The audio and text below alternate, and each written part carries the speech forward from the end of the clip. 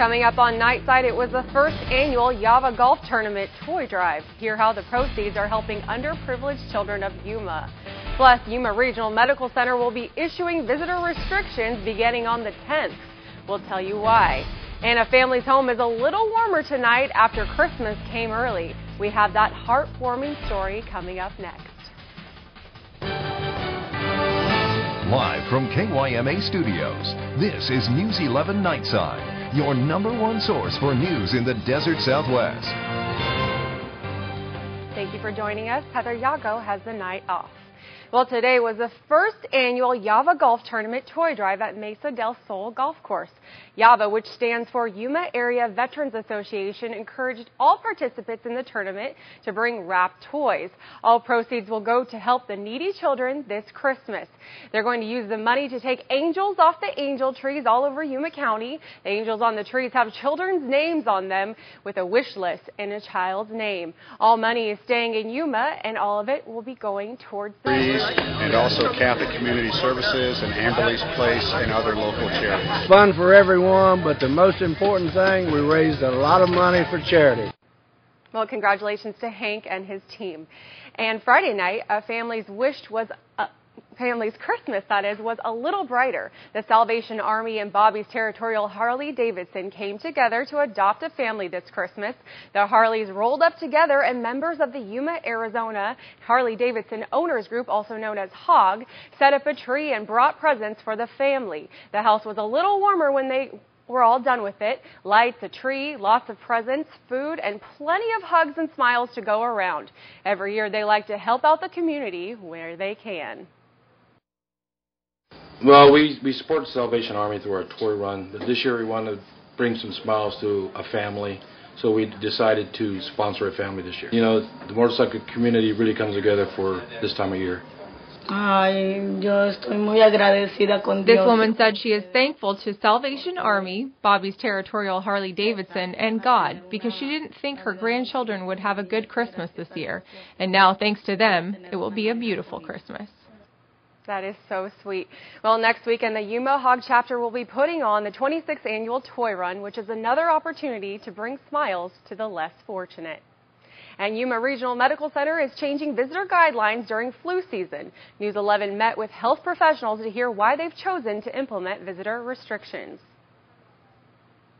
Yuma Regional Medical Center will start temporary visitor restrictions December 10th. That's sooner than normal. We do it based upon the volumes of the kind of confirmed flu that we receive. People age 17 and under won't be allowed into the hospital as visitors during this time to protect the patients. Well, minors are a higher risk population. You know, they have a risk. Then we will remove the restrictions. And yet we know this is going to be hard, and we appreciate the community understanding about, you know, working with us on these circumstances. But if you are experiencing flu-like symptoms, YRMC urges you to visit Prime Care Urgent Care instead of the emergency room. And it was an exciting day at the Veterans Memorial Stadium. The 5th-ranked Arizona Western College Matadors took on the 11th-ranked Central Lakes College. AWC took the win today, 38-14. Congratulations to them. And we spoke to their head coach, Tom Minnick. We didn't play very well offensively today, but defensively, championship teams are built on defense. You know, a lot of sophomores, leaders on that side of the ball. They did a wonderful job to get us where we needed to be to win this.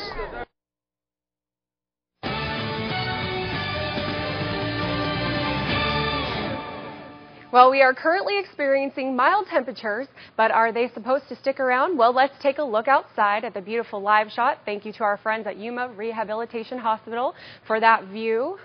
And let's take a look at your current temperatures. The local radar and satellite looks like not a whole lot happening right now. And for your temperatures right now in Yuma, it's 64 degrees, El Centro 60, Blythe 63. And tonight it's going to be mild temperatures. Tomorrow, a little bit warmer, and down the road, well, we'll have to let you know about that. We may be experiencing some showers. All right, so the wife and mother of Eric Garner spoke out about the recent protests. You'll be surprised to see what they had to say. We'll have that coming up next. And with recent complaints and protests against police, many people are looking at body cams to solve the problem. We'll take a closer look at this new idea. Stay with us on News 11, where news comes first.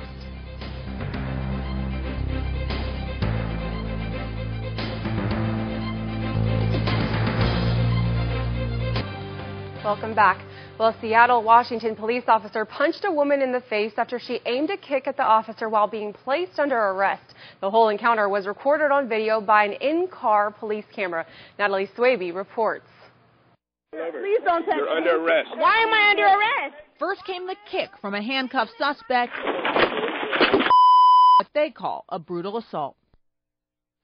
The Seattle Police Officers Guild is supporting Officer Shepard, a 9-year veteran of the department. The union says Shepard should be returned to full duty as soon as possible. But tonight the officer remains on administrative leave while an internal investigation proceeds. Well, the widow and mother of New York chokehold victim Eric Garner spoke to supporters this morning at a National Action Network gathering. Garner's mother and widow thanked the marchers in New York and nationwide for their support. They encouraged demonstrators to keep up the protests and urged them to continue doing so peacefully. Garner's relatives said the outpouring of love and support was gratifying and overwhelming. And it is just so awesome to see crying. My son is like, "You all right, Mom?" Like, "Yeah, I'm okay," but look at all the love that your father's getting.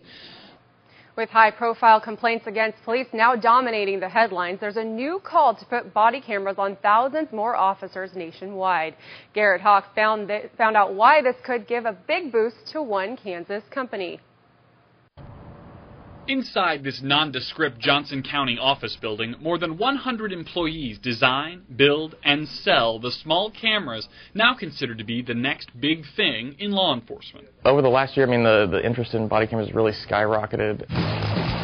Keith Bedeau says the company, which started out making dashboard cameras for police, has seen inquiries about its body cameras rise from 300 to 1,300 departments nationwide.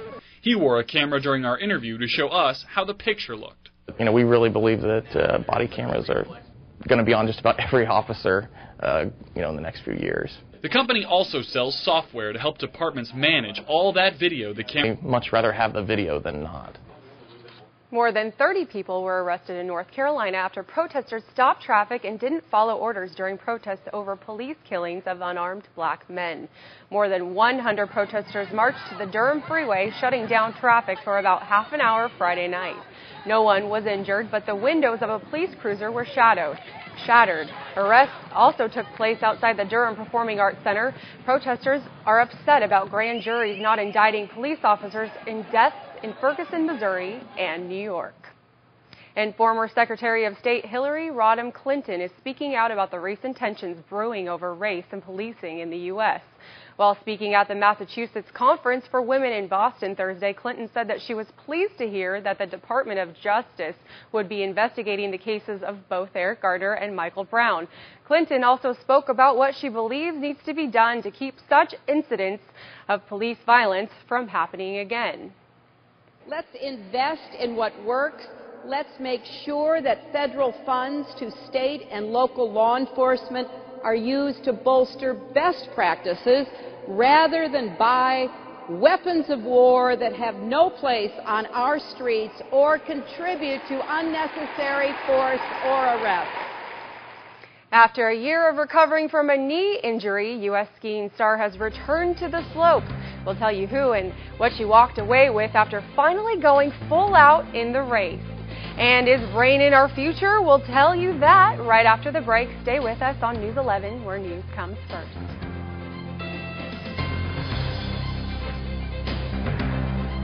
Per hour, your almanac temperatures are a high of 78 with a low of 63, normally around 70 degrees, and with a low of 47 for Yuma.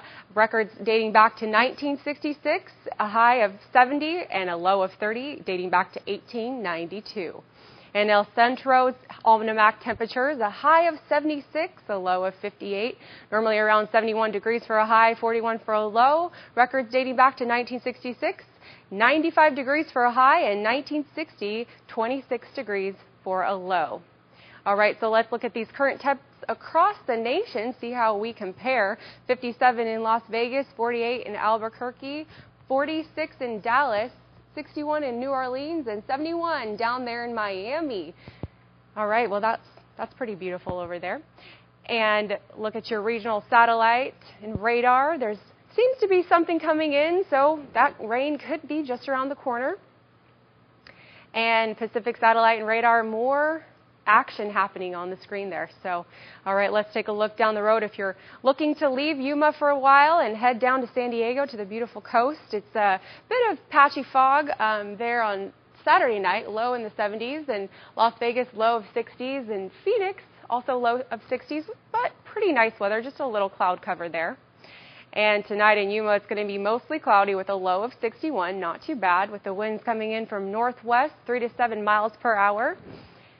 And El Centro, mostly cloudy, low of 57 degrees. All right, what you have to look forward to tomorrow. It will be warm with a high of 78 degrees. And tomorrow in El Centro, warm of high of 77. Looks pretty nice for tomorrow. All right, let's take a look at your 8-day forecast for Yuma.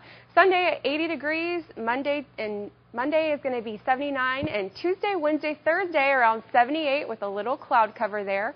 Friday and Saturday about 76 to 70, coming down pretty low there for your Sunday. And in Imperial Valley, it'll be nice and warm to start out your week at 78 degrees and coming down 81 on Monday, 79 on Tuesday, and 77 on Wednesday, coming all the way down to 70 degrees for Sunday.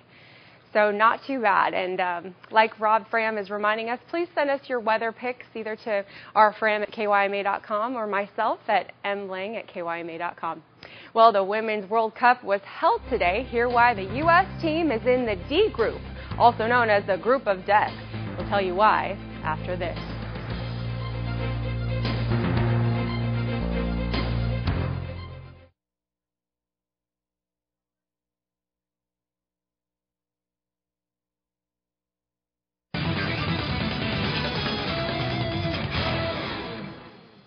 The Women's World Cup draw was held today, and the U.S. team finds itself in Group D, the so-called Group of Death. Beginning June 8th with group stage matches, Team USA will face 10th-ranked Australia, 5th-ranked Sweden, coached by former U.S. team coach Pia Sundhage, and number 35 Nigeria, the winners of African Women's Championships.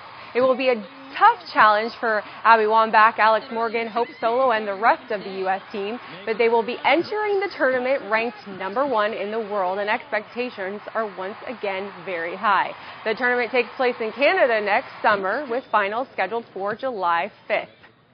And following a year off to recover from knee surgery, U.S. skiing star Lindsey Vonn returned with an 8th-place finish in a world downhill event yesterday. The first time in 2 years, she said she's gone all out on the knee. She was back in day 2 action this afternoon up in Alberta, Canada. Vonn has won more than any other skier at Lake Louise, and in only her second run back, she appeared in old form. Pure joy and relief at the bottom of the hill for the 14-time winner at Lake Louise. Her winning time of 1 minute, 50 seconds was good enough for her first win in 2 years, and 15th in her career at Lake Louise. Vonn and fellow Americans Stacey Cook, and Julia Mancuso held on to sweep the podium, the first time Americans have done so at the World Cup event. And despite not feeling his best and actually vomiting between the first green and second tee, Tiger Woods managed to shoot a 3 under 69 today at the Hero World Challenge, his best round of the tournament this far. And even though he was under the weather, he discussed the challenges he faced in a post-round presser, inadvertently doing his best Marlon Brando impression. Well, it wasn't easy, and I fought hard, and it's about all I had. Well, Tiger will enter today's final round 20-stroke behind leader Jordan Spieth. And a cake so large it needed a horse-drawn carriage. We'll bring you that story and how many people it was able to feed. Stay with us on News 11, where news comes first.